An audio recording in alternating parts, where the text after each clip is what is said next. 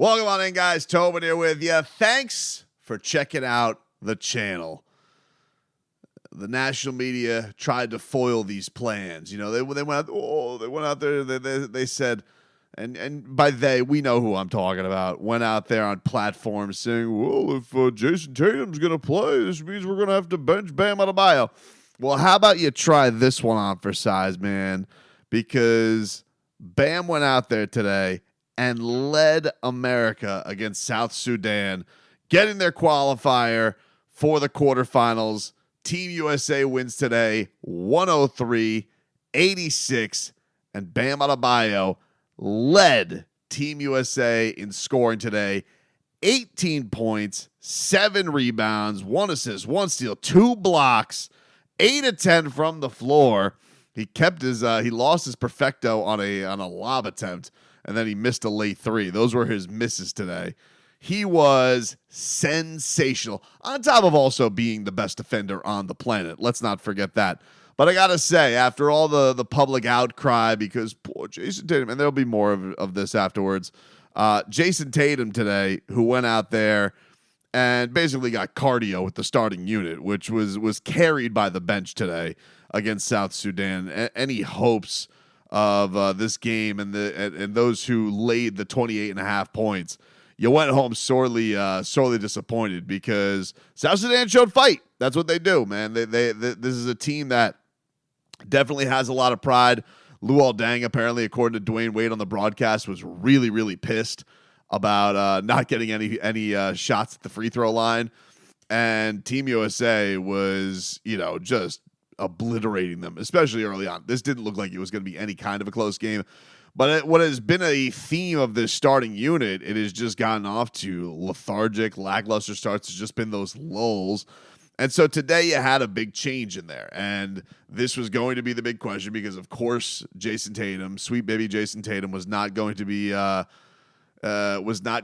benched yet again. So they start Jason Tatum, and they go with Anthony Davis and Jason Tatum in the starting lineup and put Drew Holiday coming off of the bench. And Drew Holiday, being a pro's pro like he is, does what he does. The backcourt for the Boston Celtics just continues to kind of fill in the cracks everywhere for this team. But really, the story of this was really, really cool. And I think for a Heat fan, this experience has been pretty cool, because Bam is going out there, and first off, let's talk Goosies, okay? His connection with Anthony Edwards is tremendous. Him and Ant-Man setting each other up. Ant-Man getting him some easy looks inside. They're obviously on this unit very, very tenacious on defense, but you had some great setups there from Ant-Man to Bam. I believe both of his assists were to Bam Adebayo in this game.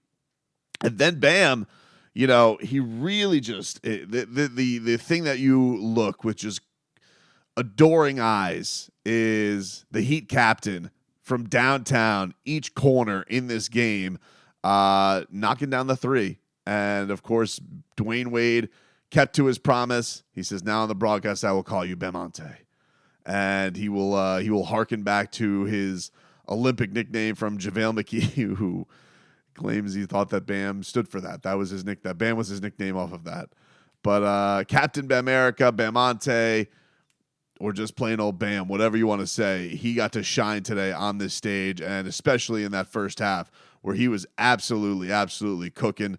You just see it, and I am glad that the world is getting to see this even more so. I know, like, the last time around, sports maybe just didn't have the same vibes in the Olympics that it did this time around, coming off of a pandemic. And I just think that this team is just more star-studded. I think it's just garnering more attention. Obviously, with LeBron playing the way that he is, you have Steph Curry, who was not good today. He was 0 of 6 from downtown, 1 of 9 from the field, just could not do anything. Kevin Durant was not, the sniper that he was, though he did get to the free throw line a ton today. He was not having the all-world, all-God game that he did. And so, yeah, it did need to come from somewhere from Team USA, because there was a point where South Sudan had pushed this. I think the closest they got was like 11 There was a point where Drew Holiday hits a three. I think they got it to like 23. And they're like, all right, maybe they'll cover. And then no, they just wouldn't go away. They exchanged threes there at the very end to keep this looking like a pretty respectable. I think what it was a pretty respectable, I don't want to say blowout, but handling of South Sudan. That team can shoot, though. I mean, I think that's one thing that they have shown is that this is a team. I think they hit 11 from downtown today, right there with Team USA. Know that Luol Deng will look at this and look at that free throw line, although it did get much more respectable in the second half because they went from, I think it was 11 attempts or one attempt in the first half to they finished with 12. So they did get a lot more looks. They did get a lot more aggressive, but it wasn't enough. And I think the thing that if you're a Heat fan today, yeah, you hold your head high with some pride because here's the thing. Joel Embiid doesn't play today, which I don't know what this is going to mean for Team USA. It's been very obvious that he has not been playing well. He's easily been the worst center on the team and worst big man on the team. So that duo, instead of Anthony Davis and LeBron, they have a very obvious chemistry, which you saw in that late dunk by LeBron where, you know, he's still jumping out of the gym like he's 25. And Bam, who is now out of the power forward spot, but his power forward is essentially Kevin Durant and is, you know, playing the way that he did. I think it's weird, but it's like Bam almost needs a performance like this because it's like, well, now you have to have a talk about what you're going to do with Joel Embiid going forward. Are you going to now with U.S. already qualifying, they kind of have a house money game. They could really rest whoever they wanted in the next game if they wanted to. Not to say that they'll tank the game, but they could essentially handle that however they want to against Puerto Rico on Saturday. But when you get into these quarterfinal games, when you get to these eliminators, where does it go from there? And I think Bam has shut up anybody in the national media who wants to get on any show and question, one, that he should be benched, two, that he should be benched for defensive purposes or matchup purposes. There's not anybody he doesn't match up well against, which is what made these callings so frustrating. And I think the other thing that you found frustrating about it today, if you are looking at this and you're like, wait, you looked at Jason Tatum today who, you know, basically went out there and got cardio. You looked at Joel Embiid not playing, not a huge thing missing for anybody here watching this game. Why is anybody questioning what this guy, where this guy's minutes are going to go, or why he's not contributing to winning? It was quite obvious that Bam Adebayo was out here as the most productive player today for Team USA, and doesn't feel like, as a guy who's already won a gold medal, like that should be going anywhere anytime soon. So I hope this puts to rest a lot of that noise. Because he's not only, and this is the thing that's cool about Bam, and I said this with all this noise around, is, you know, today was a cool game because he was the leading scorer, and he gives you a couple from downtown, and you know that he can be in those unselfish spots. You saw today where, you know, he basically brings the ball up, you know, does pick and roll with Derek White, sets himself up for the lob, boom. And D-Wade said, like, this guy can do everything. There's nothing he can't do on a basketball court. You know, maybe people aren't just realizing the names, or they just want to give the nod to, you know, franchises that they pay attention to more. But that the thought of benching this man or any calls to bench this man should never be spoken of again, unless you just want to turn in your basketball card, whatever that means. But just like it was infuriating that it was even an idea in the ether. And whatever the reasoning was, wherever they got to, I don't know if Spo had to step to Steve Kerr, or Steve Kerr actually had a pair of onions and honestly a pair of eyes to notice like where he should actually go with this decision. But any calls for Bam Adebayo to sit on the bench and have two cheeks numb for an entire game are ridiculous. The guy was absolutely sensational today. Great job by Bam. And happy for him. Happy for him to have this performance. On the other side of it, if you guys watched earlier today, I had this going on while I was doing the radio show.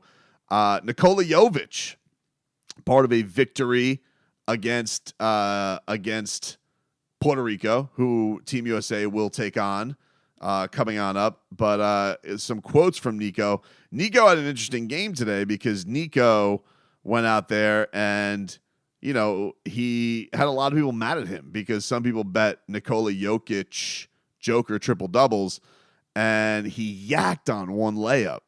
And Jovic had a much better game than he did against Team USA, had some buckets go down, finished double-digit scoring today. And it's just adorable. Like, I'm looking at the videos from him, just flexing and showing them all. I just love him. But he was asked about blowing the triple-double today, and Jovic said, "Did he pass the ball? I can't believe I didn't make it. I'm so sorry. It's sad." And I just wanted to, as soon as I saw this quote, I just want to go hug him because I'm just like, it's okay. And Joker doesn't even care. He's he played 23 minutes. That guy rolls out of bed and will get triple doubles. But Tim Reynolds of the Associated Press caught up with Nico and some quotes that he has from him on his connection with Jokić. He says, "It's awesome. It's not common to play with a player, with that type of player. And to play with him, I would say it's an honor because I feel like he's the greatest player ever from Serbia." Hard to argue. It's a great experience, and it's an honor to share the court with him. He said, "I'm bouncing back." He says, "For the opening game, to play against probably the best team is really hard, and they kind of showed us how good we need to be if we want to beat them. I think it's actually a good thing for us today. We just stayed with the coach's plan, did everything he wanted, and stayed aggressive defensively." They really smoked Puerto Rico today. I mean, that game was rarely in doubt. It was good to see Nico, who did have that connection with Joker, and though in spite of perhaps blowing the triple double, he had a really receiving end of a really great touchdown pass from Joker to set up an easy layup. So that was really cool to see. Hit one from downtown today too. But perhaps the most important thing that Tim asked Nico about was his health. And he said, quote, "I'm doing great. I haven't done a lot, but I really wanted to be with the team, and Coach Bo and everybody from the front office was good with it. The imaging was great. My foot looked great. Maybe I'm not in the best shape right now, but when you step on the court, the adrenaline, everything brings the best out of me. I'll do whatever I can to help this team win, and I'll for sure be ready for the season." And I think that was kind of noticeable in the first game against Team USA. It's I don't think Nico looks like he's all the way himself. But you got to appreciate, they don't have the NBA firepower that everybody does. This guy's a starting player for the Miami Heat. And as Bam said, you get this opportunity to have more of a spotlight. He is coming off the bench. He's not starting yet for them. Will that be something that eventually changes? I don't know. But certainly, I think this is all in all a great experience for him. So I think as a Heat fan today, an A-plus day to see your starting front court duo do what they did today. Bam nailing three-pointers, taking lobs. I thought Brady Hawk said it well today on Twitter. Miami Heat, let's get take your backcourt to lob school today.